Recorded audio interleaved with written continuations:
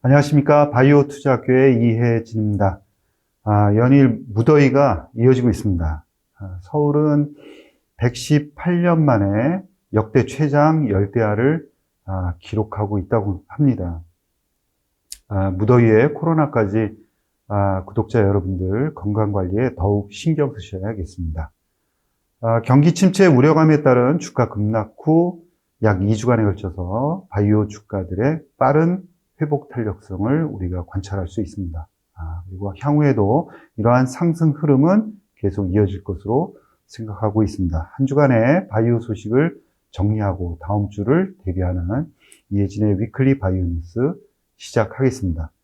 먼저 주요 바이오 일정에 대해서 점검해 보겠습니다. 8월 20일 오늘인데요.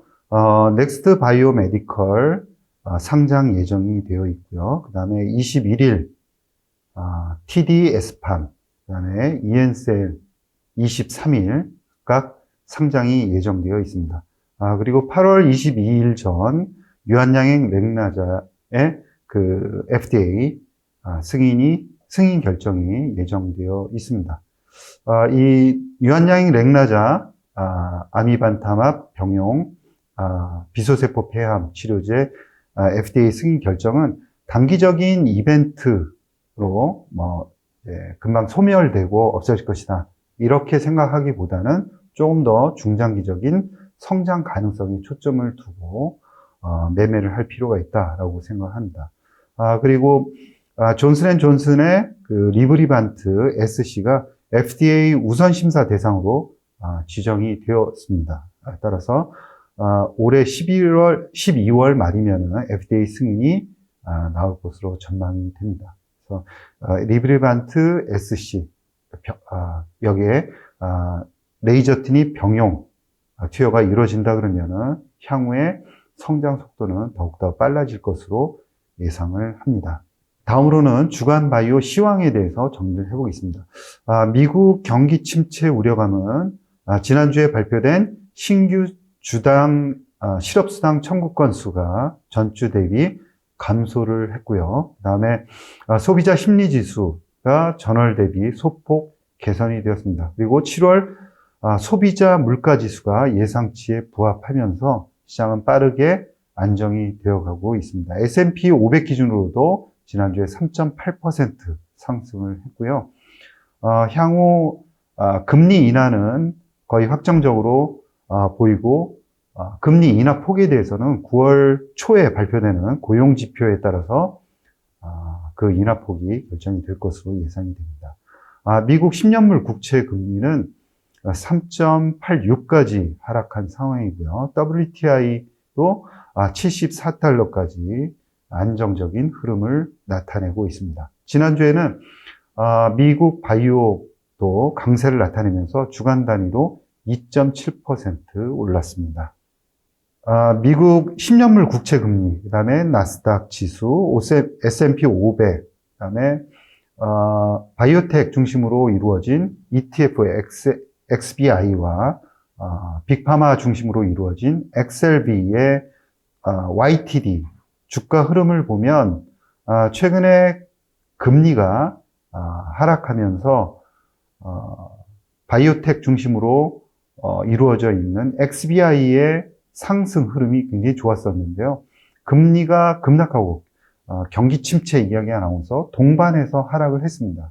그리고 금리가 연초 수준으로 해서 다소 주춤한 상황에서는 지금 XBI의 상승 흐름이 다소 더디기는 하지만 향후에 금리 인하가 거의 확정이 되고 그리고 금리 인하가 결정이 되는 순간 XBI의 상승 흐름은 더욱더 빨라질 것이다 라고 예상을 하고 있습니다. 그래서 경기에 대한 그 하반기 예측에 따라서 주가 흐름, 즉 나스닥 주가 흐름은 상당히 흔들릴 수가 있는데 바이오는 경기 침체가 오더라도 그리고 경기 침체가 아니고 꾸준하게 경기가 안정화된다 하더라도 바이오는 상승 흐름이 나타날 것이다 라는 기존의 입장을 계속 견지를 하고 있습니다.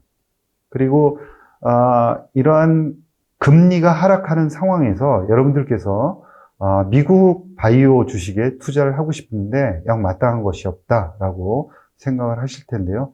XBI, 그 다음에 XLB가 좋은 투자 대안이 될 것이다 라고 말씀드립니다. YTD로 본다 그러면 XBI나 현재 또 XLB 그리고 나스닥 이 상승폭은 그다지 큰 차이가 없습니다. 하반기부터는 금리가 막상 인하되는 단계에서는 바이오 주가 흐름이 훨씬 더 좋을 것으로 예상이 됩니다. 따라서 XBI라든가 XLB 같은 바이오 ETF들이 미국 투자에 충분한 대안이 될 것이다 라고 생각을 합니다. 그래서 9월 달부터는 금리가 하락하는 인하되는 국면에서 더욱더 바이오 ETF가 각광을 받을 것이다 라고 생각을 합니다. 지난주 바이오 지수 동향을 살펴보면 S&P 500은 말씀드린 대로 3.7% 상승을 했습니다. 그리고 10년물 국채금리는 주간 단위로 보면 마이너스 0.5%. 큰 흐름은 큰 흐름은 나타나지 않았고요. 횡보 흐름이다라고 볼 수가 있고요. 아크지 같은 경우에는 지난주에 급등세를 보였습니다. 그래서 주간 단위로 7% 이상 상승하는 좋은 모습이 나타났고, XBI 같은 경우에도 2.7% 상승을 했습니다.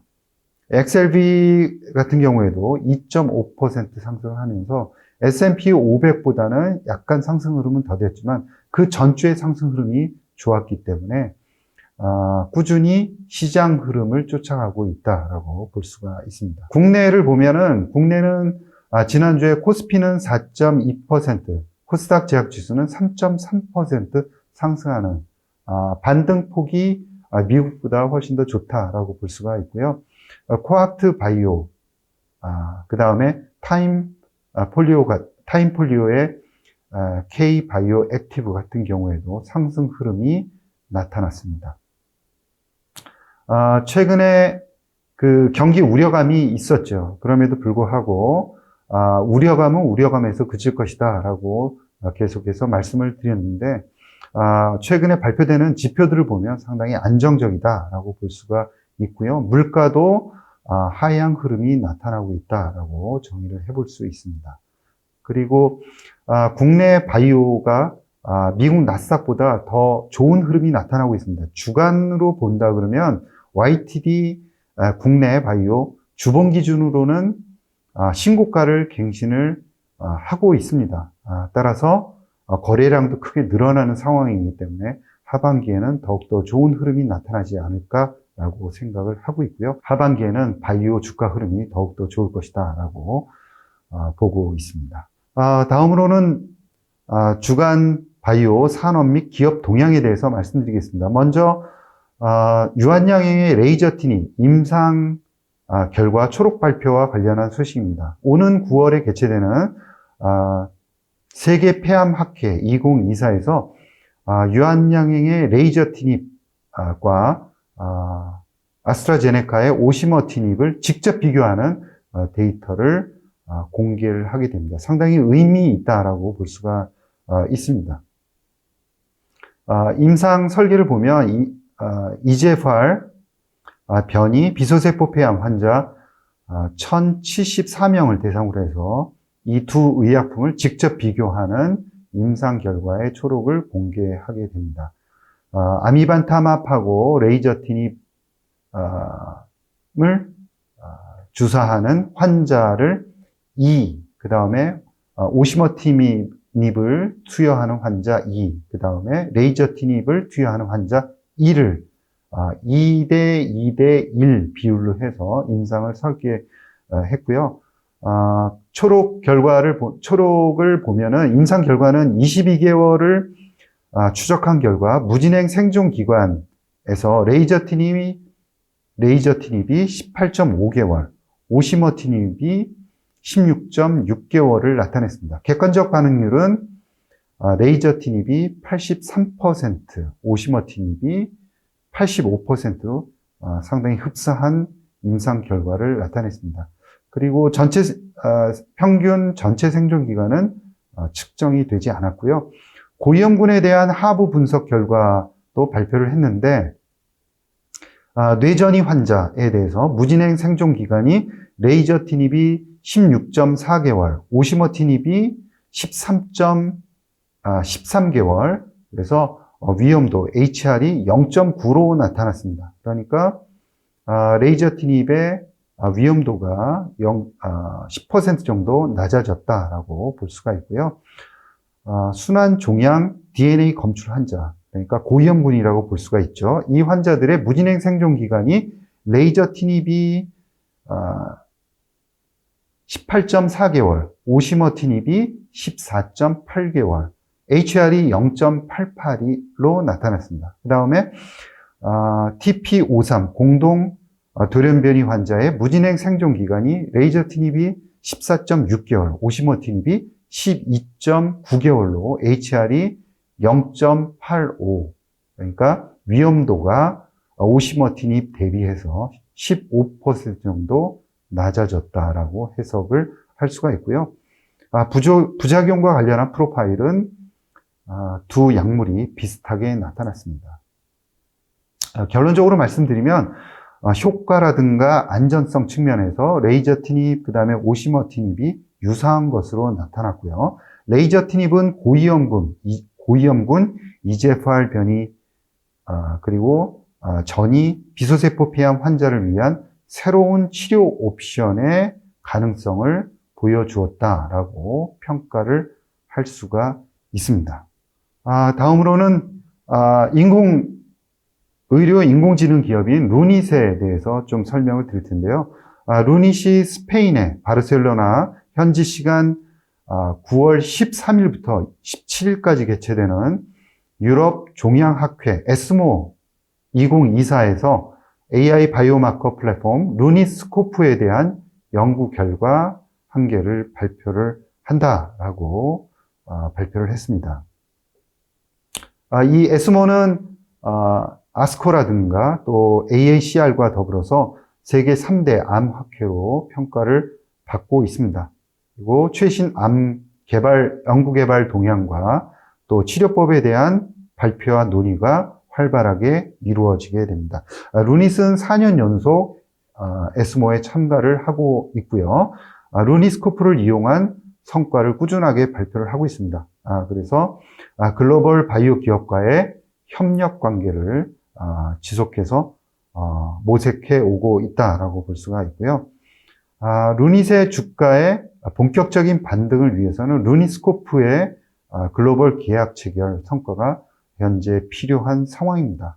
그래서 이번 그 에스모 루닛스코프 관련한 연구 결과 발표도 그런 측면에서는 중요하다라고 볼 수가 있고요. 이번 학기에서는 루닛은 AI 기반 면역 표현형 분류를 통한 진행성 위암 환자를 대상으로 옵디보 및 항암화학 병용요법 치료 반응 예측에 대한 연구 결과를 발표하게 됩니다. 진행성 위암에서 면역 항암제 병용요법은 최근에 1차 치료제로 허가가 되었지만 환자마다 치료 반응이 다 다릅니다. 암 환경이 다 다르기 때문인데요. 그래서 치료 효과를 예측하는 바이오마커 발굴이 대단히 필요하고 니즈가 크다라고 볼 수가 있고요. 그런 측면에서 이 고가인 면역 항암제의 치료 효과, 그리고 효율적인 사용, 그리고 비용 절감, 이런 측면에서 루닛스코프의 역할이 대단히 많이 기대가 된다라고 볼 수가 있습니다. 루닛은 이번 에스모 2024에서 한 단계 더 발전된 루닛스코프 연구 성과를 발표할 예정이다라고 이야기를 해서 기대감을 모으고 있는 상황입니다. 다음은 펩트론과 관련한 이야기입니다. 펩트론은 시설자금 및 운영자금 조달과 관련해서 1,200억 원 규모의 주주 배정 후 실권주 일반 공모 방식의 유상증자를 결정을 했습니다. 그래서 오는 2026년 6월 달에 신공장 준공을 목표로 해서 2025년 상반기까지 9억 원을 사용해서 설계를 완료하고 2025년 상반기부터 2026년 상반기까지 건축공사에 196억 원, 그리고 GMP 생산시설공사에 445억 원 등 총 650억 원을 투여할 예정이다라고 발표를 했습니다. 관련해서 한 가지 말씀을 드릴 거는 항상 기업을 투자하실 때는 현금 가용 연수를 보셔야 된다라는 점을 다시 한번 강조를 드리고 싶습니다. 그래서 펩트론의 2024년 1분기 말 기준으로 해서 현금 가용 연수를 살펴보면 이 회사는 계략적으로 분기당 40억 원을 소비를 합니다. 그래서 1분기에 사용한 돈도 약 40억 원의 영업 적자를 기록을 했습니다. 그리고 현재 보유하고 있는 자금은 60억 원입니다. 2024년 3월 말 기준으로 60억 원을 보유를 하고 있습니다. 따라서 당장 현금이 필요한 회사다라고 볼 수가 있는 거죠. 그래서 현금 가용 연수가 일이 안 되는 불안한 상황이었다라고 말씀을 드릴 수 있고요. 신공장 설비를 제외하더라도